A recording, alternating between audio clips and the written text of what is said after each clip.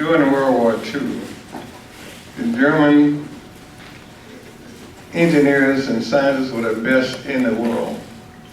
They were the ones who built the V-1 and V-2 missiles that rained down on London.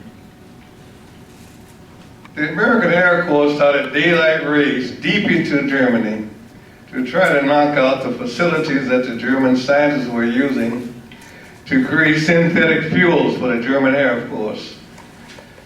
On one of these long-range missions, the B-17s lost 60 bombers. Each carried a crew of 10 crew members. 600 men lost their life in one bombing raid. The American generals were concerned about how to protect the B-17 bombers. Colonel Benjamin O. Davis stepped up and said, "Let us protect them, General. We can protect them." He was able to say this because he knew that the Tuskegee Airmen was the best trained military pilots in the world.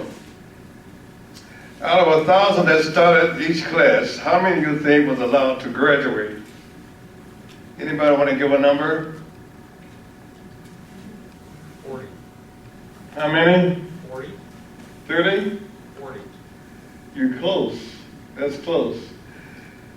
25 was about the standard. It became like a standard for each class. We started with 1,000, graduate 25. The top 2.5%. So we knew we were the best in the world. We should tell each other, "Look proud, mister. You're the best of the best." The American general asked Colonel Davis, "Do you think you can reduce my losses by 70%? Colonel Davis said, "We can reduce your losses by more than 70% if you give us the P-51 fighter planes." See, the Tuskegee Airmen were still flying the old P-40 fighter planes, pre-World War II vintage. The same fighter planes that the Flying Tigers were flying in China. They were good airplanes, but they were old and slow. The American generals decided to give the Tuskegee Airmen the P-51. When the Tuskegee Airmen received the P-51, Colonel Davis told the ground crew, "Don't put that ugly camouflage paint on them. Leave them silver. Paint the tails red. We're not trying to hide from anybody." So when the German fighter planes came back to attack the American bombers, they saw them being protected by these silver airplanes with red tails. Everybody else had camouflage paint on their planes. And they knew something was wrong with this picture. It was psychological warfare, that's what it was.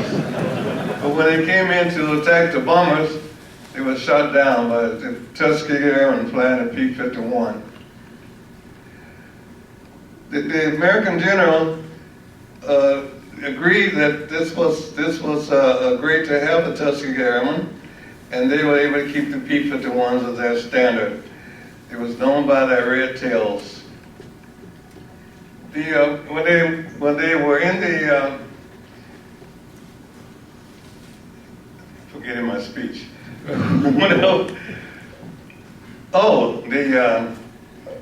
Next thing was the Tuskegee Airmen was, where am I at? Anyway, the Tuskegee Airmen was known for their ability to fly, and no American bombers were lost after the Tuskegee Airmen started to protect them. The war was getting late in Germany, and some of the Tuskegee Airmen decided to go back to Tuskegee and learn to fly the B-25 bombers, along with us who were still in training at Tuskegee. And we were being trained to take off from aircraft carriers and attack the Japanese mainland.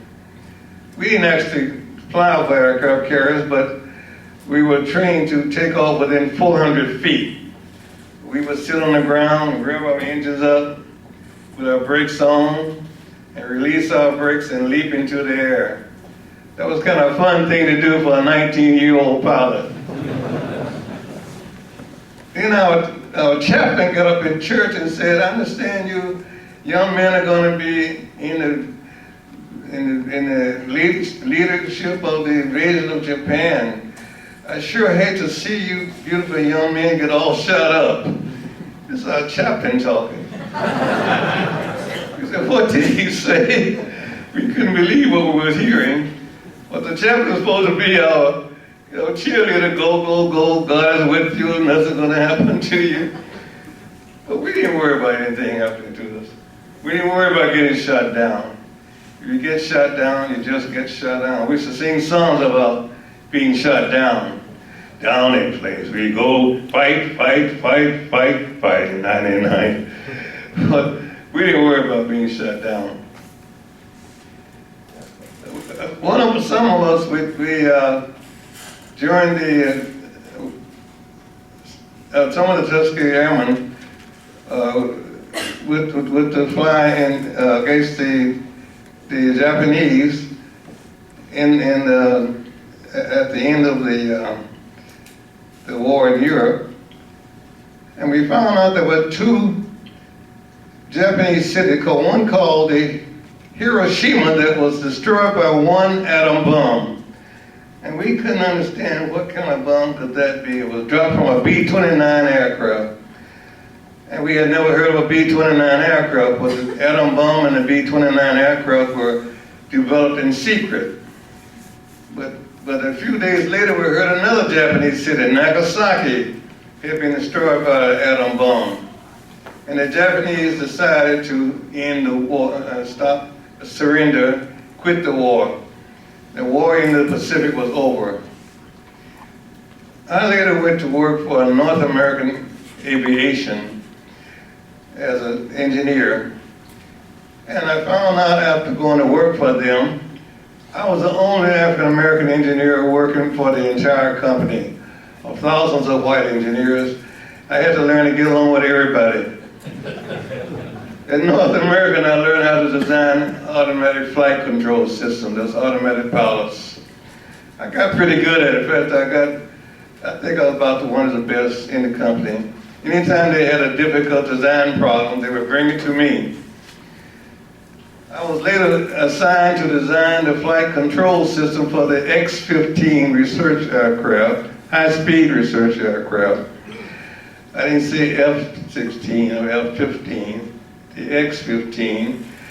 And it was going to be a rocket-propelled spaceship, really, that would fly at 6 times the speed of sound, approximately 6,000 miles an hour. At that speed, it could fly from Los Angeles to New York in about 30 minutes. The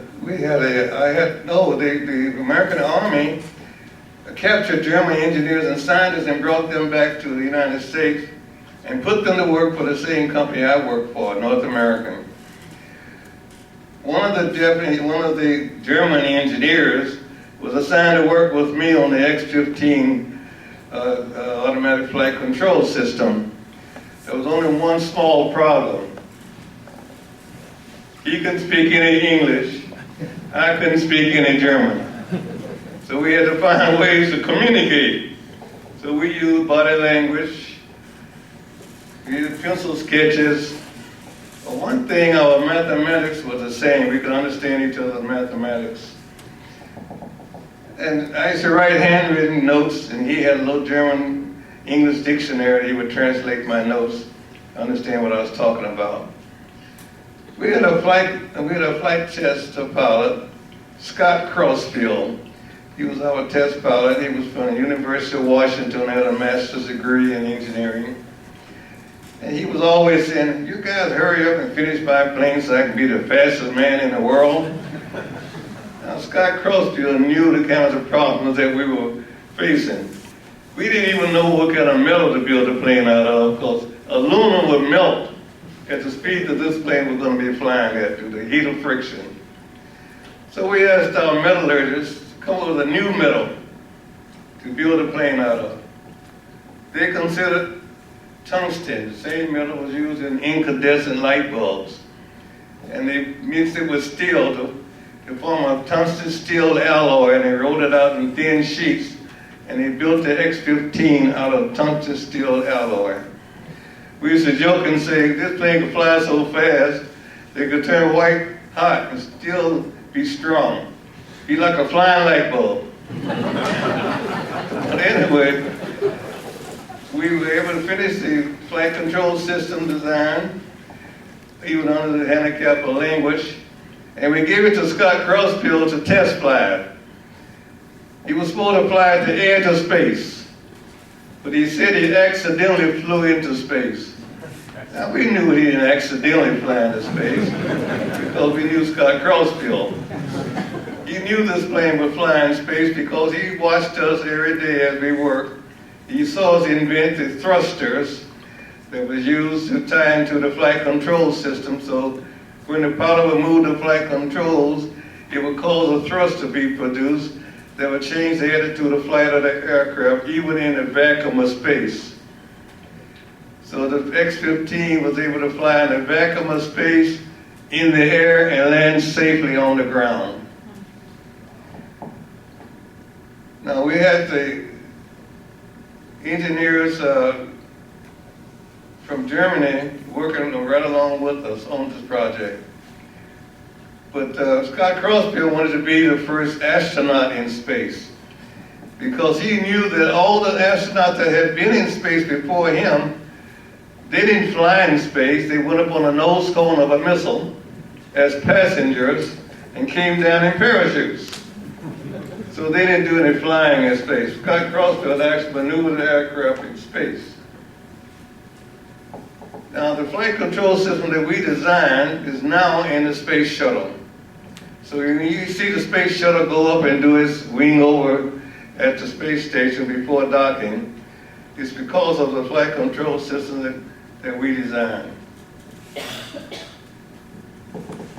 Now, I want to thank you for inviting me here to be your speaker today, and I also want to thank you for your appreciation for the Tuskegee Airmen and for your honoring the Tuskegee Airmen. I've written a book about the Tuskegee Airmen. I talk about what they did during World War II and what they did after leaving the Air Corps. They continued to make major contributions to this country because they were not just good pilots. They all had 120 IQ and more, and higher. So if you want to consider buying my book, I autograph all my books. And if you have anybody want to give it to as a gift, I would endorse it for you to the person you want to give it to. Now, we have some books here for $35. We take checks and money orders. And thank you again for inviting me to be your guest today. Tuskegee Airman Ben Berry.